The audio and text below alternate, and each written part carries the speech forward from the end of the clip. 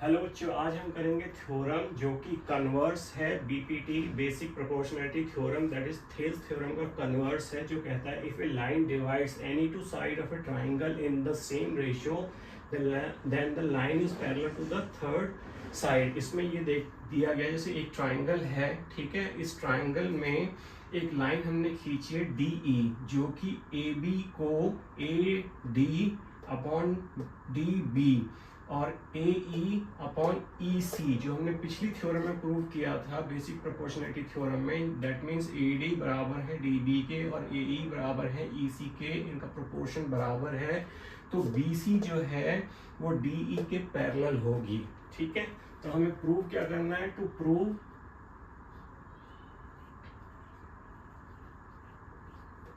Prove D E parallel to BC, हमें ये parallel prove करनी है। BC पैरेलल है DE के, ठीक है। तो इसके लिए हम कंस्ट्रक्शन क्या करेंगे? कंस्ट्रक्शन देखते हैं, ठीक है। कंस्ट्रक्शन हमें एक ही करनी है। लेट हम ये मान लेते हैं अगर DE पैरेलल नहीं है, ठीक है, हम इसके अपोजिट चलते हैं। अगर मान लो DE पैरेलल नहीं है तो हम एक लाइन खींचते हैं DE डैश, जो कि मान लेते हैं पैरेलल है, ठीक है, जो कि मान लेते हैं पैरेलल है BC की। तो construction draw DE dash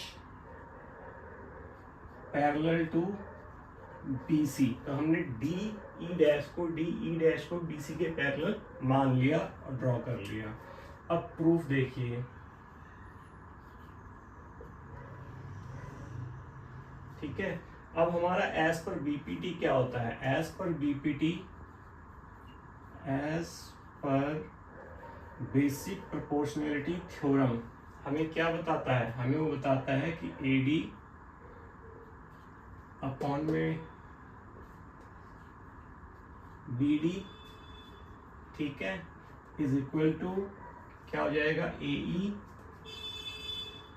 AE upon EC, right. इसको हम इक्वेशन 1 मान लेते हैं, ठीक है। यही तो होता है जो बीपीटी हमारी जो थेल्स थ्योरम है बोलती है कि अगर दो लाइनें पैरेलल हैं तो थर्ड लाइन अगर उसको काटती हैं तो वो जो पैरेलल लाइन है वो बाकी दो लाइनों को प्रोपोर्शन में डिवाइड करती है, ठीक है। तो हमने वही कर लिया कि AD अपॉन DB और AE अपॉन EC, ये बीपीटी कहती है एज पर बीपीटी।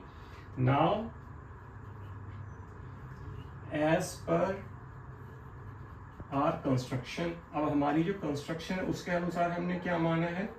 उसके अनुसार क्या हो जाएगा? उसके अनुसार हो जाएगा AD upon BD is equal to, हमने DE को माना है तो ये हो जाएगा AE dash upon E dash C। इसको हम इक्वेशन 2 मान लेते हैं। अगर हम ये मानते हैं कि हमारा जो कंस्ट्रक्शन है, अगर ये DE मान लो पैरेलल नहीं है, हमारी लाइन पैरेलल है DE डैश, तो उसके अनुसार ये होगा। तो फ्रॉम 1 एंड 2 अब मैं ये लेता हूं तो मेरी लेफ्ट हैंड साइड तो बराबर है, राइट। अगर लेफ्ट हैंड साइड बराबर है तो राइट हैंड साइड भी बराबर होगी। तो AE अपॉन में EC is equal to AE dash upon E dash C। अगर मेरा ये देखिए, अगर ये साइड, अगर लेफ्ट हैंड साइड में दोनों चीजें बराबर हैं तो राइट हैंड साइड भी बराबर होगा, तो मैंने ले लिया। लेकिन ये तो नहीं लग रही है, ठीक है। तो मैं क्या करता हूं, एडिंग 1 बोथ साइड्स। तो मैं क्या करता हूं, AE अपॉन में EC plus 1 is equal to AE dash और E डैश C प्लस 1, ये मैंने कर दिया, ठीक है। दोनों तरफ एक कर दिया, दोनों साइड बराबर है। अब मैं इनका एलसीएम ले लेता हूं तो क्या आ जाएगा? EC, तो EC से EC गया तो AE plus EC is equal to, ये क्या आ जाएगा? एलसीएम E डैश C, तो E डैश C तो AE dash plus E dash C, यही आ जाएगा। ठीक है, अब हम चलते हैं यहाँ पे। अब आइए यहाँ पे, अब ये देखिए ए ई सी, ठीक है, ए ई और ई सी क्या है, ए ई और ई सी,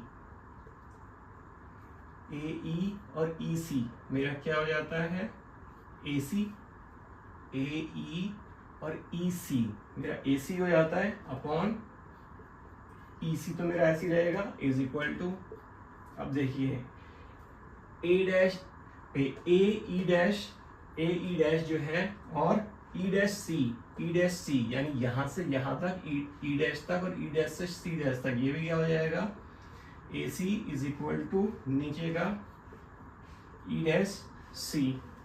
ठीक है, ये भी हो गया। अब देखिए यहाँ पे ए ई और ए सी और ए सी बराबर हैं, ठीक है, तो इसका मतलब क्या हो जाएगा, अगर ये बराबर हैं तो मेरा E C is equal to E dash C, ये भी बराबर होगा। अब ये तो हमारा कॉन्ट्रडिक्शन आ गया क्योंकि हमने तो ई को ऊपर लिया है। ठीक है, ये कब पॉसिबल हो सकता है, that is E C is equal to E dash C is only possible when they coincide। ठीक है, ये तभी हो सकता है जब ये coincide होगा। So we conclude that DE parallel to BC is proved। अब इसका मतलब क्या हो गया, देखिए हमारा EC is equal to E dash C, यानी कि हमारा ये देखिए जो EC है, ठीक है, EC जो है EC और ई डैश सी ये जो है बराबर आ रहा है, राइट। अब अगर ये बराबर आ रहा है तो इसका मतलब क्या है, ये तभी पॉसिबल है जबकि ये कोइंसाइड करेगा। ठीक है, जब ये दोनों कोइंसाइड करेंगे तब ये पॉसिबल है कि भाई जो हमारा EC और ई डैश सी है वो तभी बराबर होगा। अगर ये कोइंसाइड करेंगे that means DE is equal to sorry parallel to BC, तो ये कब होगा, जब DE पैरेलल होगा BC के। सो बहुत आसान है, आपको क्या करना है, आपको कंस्ट्रक्शन करना है एक, ठीक है, फिर आपको BPT के अकॉर्डिंग आपको इनके पोर्शन ले लेने हैं, ठीक है, फिर आपको एज पर आर कंस्ट्रक्शन इनका AD DB ई डैश सी ले लेना है। ठीक है, फिर आपका लेफ्ट हैंड साइड बराबर आ जाएगा तो आपको right hand side AE upon EC और AE डैश सी ले लेना है, दोनों में एक एक प्लस कर देना है, एलसीएम ले लेना है। एलसीएम लेके जब आप इनको ऐड करोगे तो एक तरफ AC upon AC upon E dash C आ जाएगा, AC इक्वल है तो EC is equal to E dash C हो जाएगा, EC is equal to E dash C तभी पॉसिबल है जब दोनों कोइंसाइड करेंगे, और अगर कोइंसाइड करेंगे तो ये दोनों लाइन पैरेलल है। So this was your theorem which was converse to BPT, जो BPT का थेल्स थ्योरम का उल्टा है, या जिसे हम कह सकते हैं कि अगर एक लाइन दो साइड को बराबर पोर्शन में डिवाइड करती है तो वो थर्ड लाइन के पैरेलल होती है। This is proved. So I hope you would have understood that. If you have any question you can put your doubt in the comment box. I will revert to you. Thank you.